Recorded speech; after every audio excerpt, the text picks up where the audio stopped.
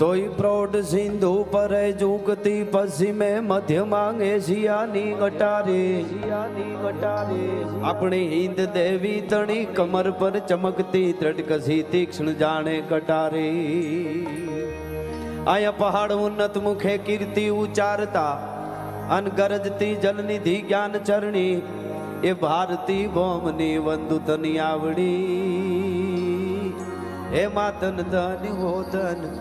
ગુજરાત ધરણી તને ધન હો ધન ગુજરાત ધરણી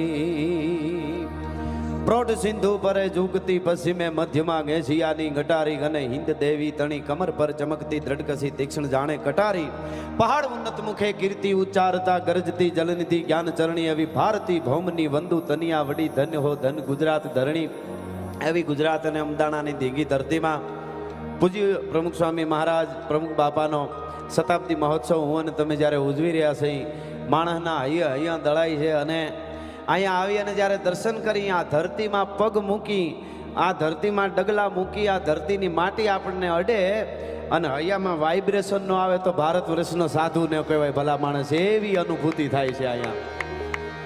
એવી અનુભૂતિ થાય છે અને પ્રમુખ સ્વામી મહારાજ શતાબ્દી મહોત્સવનું આ વર્ષ અને એમાં અમારા મઢડાવાળા સોનબાઈ માનું પણ શતાબ્દી વર્ષ શરૂ થઈ ગયું છે આ જે કાંઈ આ લાવો હું અને તમે લઈ રહ્યા છે એટલે મને અહીંયા જેમ હેમંતભાઈ વંદના કરી હજી અમારા બધા કવિઓ કલાકારો વંદના કરશે મારે એક બાપાએ જ્યારે આપણા વચ્ચેથી એના પંચભૂતના દેહે વિદાય લીધી ત્યારે મેં શ્રદ્ધાંજલિ રૂપે એક હરિગીત છંદ લખેલો એ રજૂ કરવો છે બાકી તો અહીંયા આપણે એવું સાંભળ્યું છે આમ કરી તો સ્વર્ગ મળે આમ કરી તો સ્વર્ગ મળે આમ કરી તો સ્વર્ગમાં જવાય એ વાતો સાંભળી હતી પણ સ્વર્ગ અહીંયા આવે એ તો અહીંયા આવી જોઈ ત્યારે ખબર પડે કે સ્વર્ગ અહીંયા પણ આવે એમ એવી અનુભૂતિ થાય છે હા એટલે મને એક આ છંદ મારે રજૂ કરવો છે બાપાને વંદના કરી અને ભાવાંજલિ આપતા મેં લખેલો એ વખતે અને એ વંદના ફરીવાર થઈ જાય એટલા માટે તો હૈડા કરોડો હિબકા ભરતાય તુજ ભક્તો તણા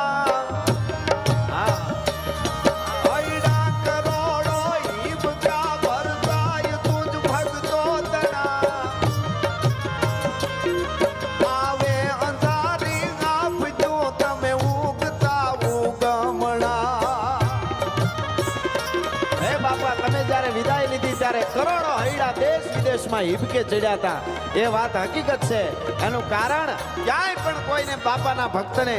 આંચ આવે થોડી ઘણી તકલીફ આવે અને તકલીફના અંધારા ઉતરે ને ત્યારે પ્રમુખ સ્વામી બાપા છે ને એ ઉગમણાથી હુરજની જેમ ઉગી જતા કે હું બેઠો છું તારે તકલીફ હોય નહીં કોઈ દિવસ એટલા માટે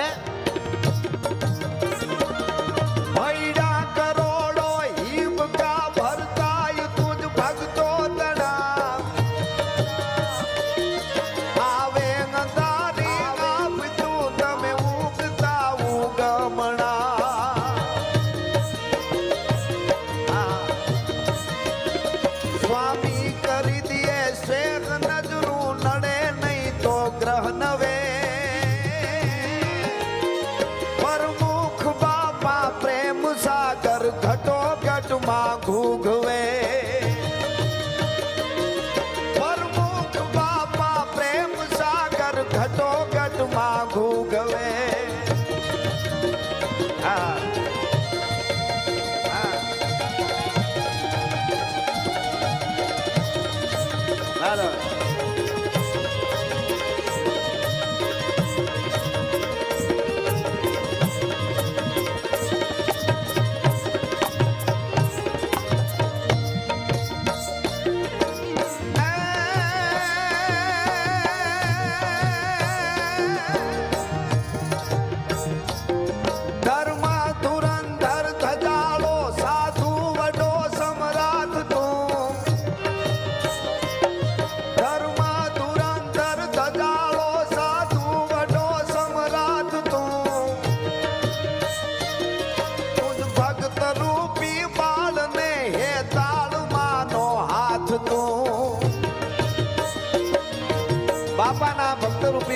ભક્તોને માનો હાથ ભરે એમ હાથ ભરી જાય. દુખી હોય, એકલો પડી ગયો હોય જીવનમાં, એવું લાગે અંધારાને ચારે બાજુથી ઓળા ઉતરવા માંડે. હવે દુનિયામાં મારું કોઈ નથી એવું જ્યારે લાગે અને એકલો બાળક માથી વસૂટો પડી ગયો હોય એવું જીવનમાં આપણને અનુભૂતિ થાય બાપાના ભક્તોને. અને એ વખતે બાપાનો હેતાળો હાથ ફરે તો બાળકને માં મળી ગઈ હોય અને માના ખોળામાં બાળક વયું ગયું હોય એવી અનુભૂતિ થાય. એટલા માટે તુજ ભક્ત રૂપી બાળ ને હેતાળ માનો હાથ તો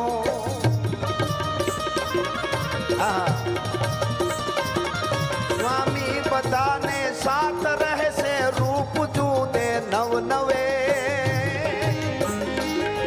પરમુખ બાપા પ્રેમ સાગર ઘટો ઘટમાં ગૂગવે. પરમુખ બાપા પ્રેમ સાગર ઘટો ઘટમાં બસ. અને સ્વામી બધાને સાથ રહે છે રૂપ જુદે નવ નવે. નવા નવા રૂપમાં અહીંયા 80,000 થી વધારે સ્વયંસેવકો ભક્તો કામ કરે છે ને. દરેકના હૈયામાં બાપા બિરાજમાન છે. નકર આવું થાય જ નહીં કોઈ દી. આ વાત હકીકત છે અને હકીકત છે અને હકીકત છે એવી મને તમને અનુભૂતિ થાય છે.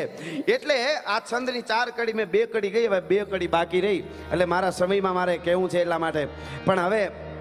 1 કડી સાંભળજો કે બાપા તમારી ભક્તિ, તમારો તપ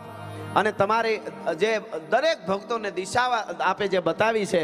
અને આખું અસ્તિત્વ સાથે જોડાઈ જાય એટલા માટે આ છંદની કડીમાં કે મનવે તમુને મેઘ બારે વાદળો વરગી જતા. બાપાની ભક્તિ તપ અને સત્યની તાકાત એવી છે. બારે મેઘ મનવતા હોય ને વાદળો જાણે વરહવા માંડે. ચીડા ઘસાટી વાદળા કાળા ધોબળા ગંબારે શોકે દચ વોત રાતી માથે ઉતર્યા દરાર તાતો ઝીંગોરા મોરલા માથે વાહરી મંડાણી જડી એક ધારા મેઘ રાજા મંડાણા ગંપાર પ્રખંડે રંગેન્દ્ર વાળા પડતાળા પાણી વાળા હાથે ખુંડી વાળા કાળા મંડાણા હિલોળ તાતો નગા વાળા થીકા ગાળા નદી નાળા ફાડી નાખ્યા આળા માથે જાળા દળા ફેલી આંગ તોળ અને હદા વાળા માહે પાળા સરિતા જોરમાં હાલે પાણી વાળા ખળ કારા એક ધારા પાટ ગંડે લોટરા કુકુવા જાણે ગીતડા ચકોળા રાજે અને સાગરા મંડપે હાલ્યા જાનરા સમાજ ચોય દિશે ચાળ બાંધી મંડાણા ધરાકા સામ અવની હરખી થાટ થાટે એકવાર અને રાખસી કાટરા લોટ ગલોટા મારવા લાગ્યા લોટા પોટા થાવા લાગ્યા બધા લારો લાલ. એવું જ્યારે વરહવા માંડે પધારો ભીખધન બાપા પધારો પધારો એવો કૃપાનો વરસાદ વરહવા માંડે. એટલા માટે કે મનવે તમુને મેઘ બારે વાદળો વરગી જતા.